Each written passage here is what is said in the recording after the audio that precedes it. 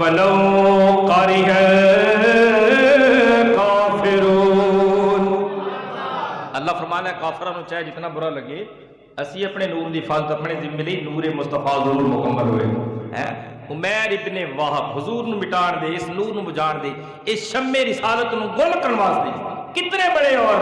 زندیق قسم دے، مردود قسم دے، غلیظ قسم دے لوگوں نے منصوبے بنائے، لیکن حضور دی حفاظت تے اللہ نے اپنے ذمہ لئی ہے۔ عمیر ابن وہب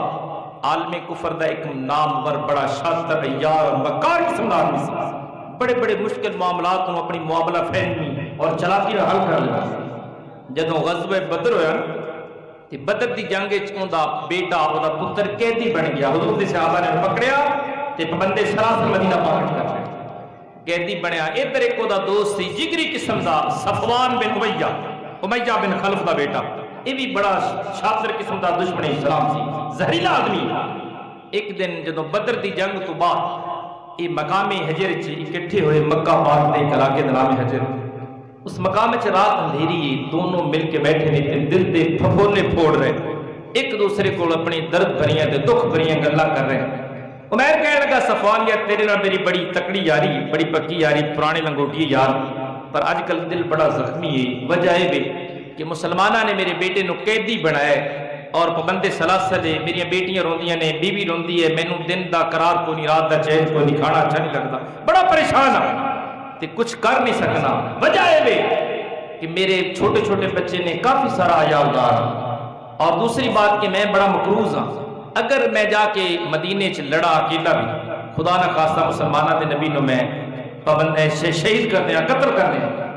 لوگ کہیں گے کہ انہیں جان بوجھ کے اپنے آپ کو ہلاکت چھپایا تاکہ میرا قرضہ میرے کو منگ نہ سکے، کوئی اتنے مارا گیا یا پکڑیا گیا، تو لوگ کہیں گے چلو جی پکڑیا گیا مارا گیا،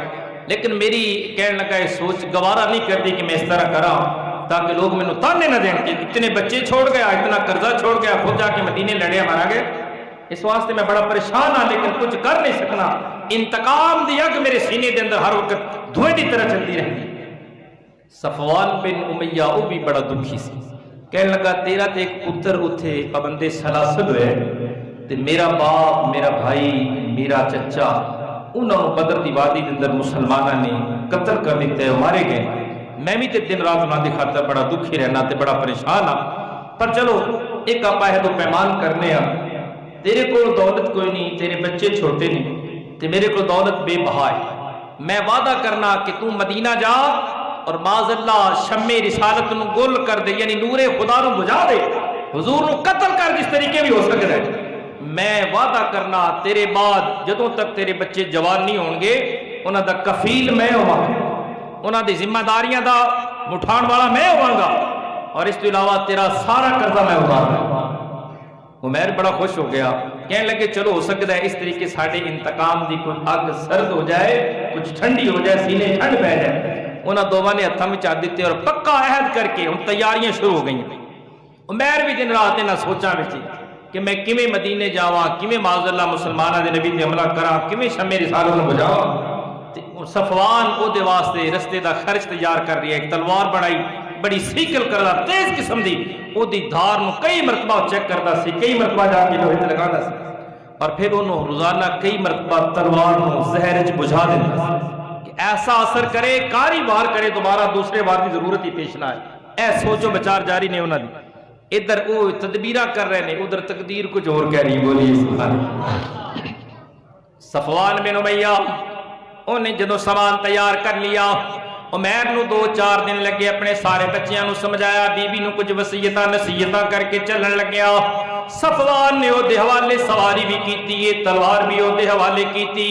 انہوں الوداع کرن واسطے مکے تو باہر دور تک آیا، محبت بھریاں گلاں بھی کردے رہے، ایک دوسرے دے نال پکے وعدے بھی کردے رہے، میری ذمہ داریاں دا خیال کرنا، میرے بچیاں دے رزق دا بھی خیال کرنا، میں مسلماناں دے نبی نو معاذ اللہ قتل کر کے آواں گا۔ ادھر دوستان عزیز انہوں الوداع کہہ کے صفوان واپس موڑ آیا۔ امیہ دن بھی سفر، رات نو بھی سفر، عمیر بن واب سفر کردا رہیا۔ کئی دناں دے بعد میرے کریم نبی علیہ السلام دے شہر مقدس وچ آن پہنچیا۔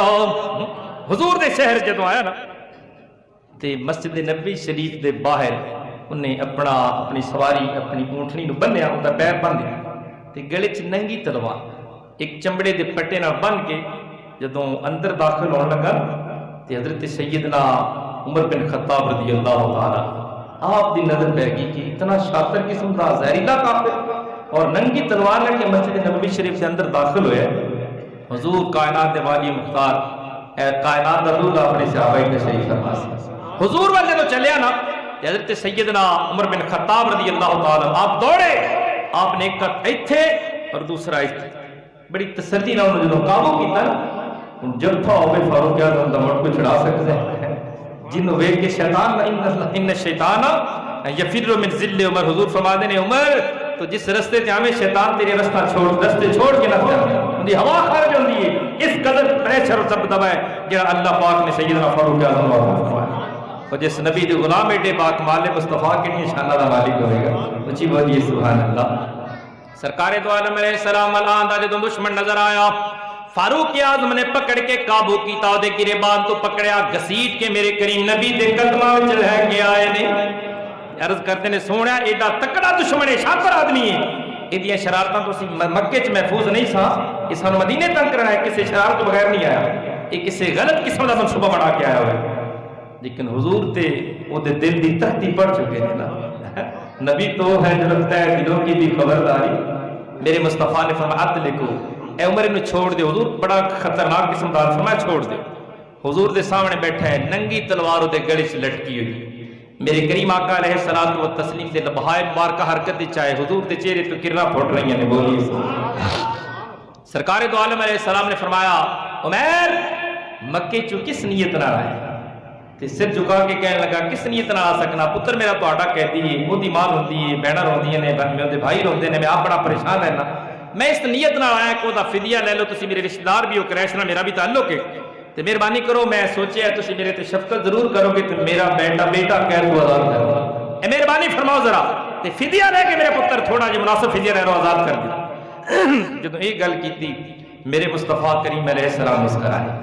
حضور دے چہرے دی مسکراہٹ بیان تے نہیں نا جویں لگدا جویں کائنات دے چہرے تے بہاراں چھا گئی ہیں. سرکار مسکرائے. حضور نے مسکرا کے فرمایا عمر گل سچی کر کس مقصد واسطے آئے. ایک دم تھوڑا جہا جھنجھلایا پریشان ہویا ہے تے سرکار نو کہنے لگا نہیں جی بڑا تیز آدمی سی ہے پھر پیترا جما کے نہیں جی میں اپنے بیٹے نو آزاد کراؤن واسطے آیا. قبلی والے نے دوبارہ فرمایا پھر ننگی تلوار لے کے کیوں آئے جے پتر آزاد کرانا ہے تے پھر ننگی تلوار لے کے کیوں آئے. فوراً کہنے لگا پھر تھوڑا جی ڈریا جھنجھلایا کہ شاید میرا راز فاش نہ ہو جائے تے سچی گل نہ کر پاؤں. کہنے لگا انہاں تلواراں نے کی کرنا ہے اے ننگی تلوار تہاڈا کی بگاڑ سکدی ہے یہ جی ہزاراں تلواراں سن ساڈے کول بدر دی وادی نظر تے انہاں تلواراں سن دھوکھا دیتا ہے پھر بھی ساڈے بچے ذبح ہو گئے ساڈے باپ مارے گئے بھائی قیدی ہو گئے یہ تلوار کی کر سکتی ہے تہاڈا کی بگاڑ سکتی ہے. تے کہنے لگا اے مینوں تے ہن ایویں لگدا ہے انہاں تلواراں تے ساڈا اعتماد دی اٹھ کے لکڑی دیاں تلواراں نے جنہاں بدر وچ مار کھا گئیاں تہاڈے 313 تے ہزاراں دی تعداد دے اندر سارے سازو سامان بھی سارا لشکر بھی اتنا تکڑا نوجوان بھی تسی بھوکے پیسے مسلمان ساڈے تے غالب آ گئے. سرکار دو عالم علیہ السلام دی بارگاہ دے اندر دوسری مرتبہ بھی جدوں جھوٹ بولیا تیجی بار میرے کریم نبی علیہ السلام نے مسکرا کے فرمایا او عمر جھوٹ نہ بول او گل میری بارگاہ دے اندر بیان کر جڑی مقامی حضرت صفوان نال کر کے آیا ہے. ایتھے جھوٹ بولنے او گل کر جڑی مکے چ مقامی حجر تے صفوان بن امیہ نال گل کر کے بس سر جھک گیا پیروں تے زمین کھسک گئی ہے زبان بولتی بند ہو گئی اکھاں پتھرا گئیاں. یہ کیسی بات ہے ایویں ہو سکتا ہے بولیے سبحان اللہ. سوچی پہ ایویں ہو سکتا ہے رات اندھیری سی میرے تے صفوان تو علاوہ دوسرا بندہ بھی کوئی نہیں سی ہے تے اوتھے اسی تے سجے کھبے ویکھیا سی کوئی بندہ سنن والا بھی نہ ہوئے. 400 میل کم و بیش 400 کلومیٹر دا فاصلہ ہے مکے اور مدینے دے درمیان. ادھر ادھر ہوا بھی کوئی نہیں چل رہی سی چلو آواز دور تک چلی جاتی. اسی سرگوشی دے عالم وچ چھپ چھپا کے ایک دوسرے نال گلاں کر رہے سی میں اور صفوان اسی نبی نو کیویں قتل کر سکنے ہیں. تے میرے مصطفیٰ دی بارگاہ جدوں سر جھکیا سرکار دو عالم علیہ السلام نے فرمایا اے عمر ساری گل تو بیان کریا میں مصطفیٰ بیان کر دیواں. دوستان عزیز صفوان کہنے لگا میں تے کسی نیت نہ پھر بھی جھوٹ بولیا میں کسی ارادے نال نہیں آیا. میرے کریم نبی علیہ السلام نے فرمایا عمر اس مقام حجر تے تسا سمجھیا سی تو پر یاد رکھ ایک صفوان سی دوجا تو سی تیسرا میں مصطفیٰ سی. जदों तुसी मैनू बुझावन दे इस नूरे मुस्तफा नू बुझावन दे प्रोग्राम पे बनांदे सी, इरादे पे बनांदे सी, तुसी जानदे नहीं ओए ज़ुबैर तू नंगी तलवार लेके आए मैनू शहीद करने वास्ते, माज़अल्लाह मैनू कत्ल करने वास्ते, पर तू जानदा कोई नहीं है नूरे मुहम्मद एडा बा कमाले फूका मार बुझावन का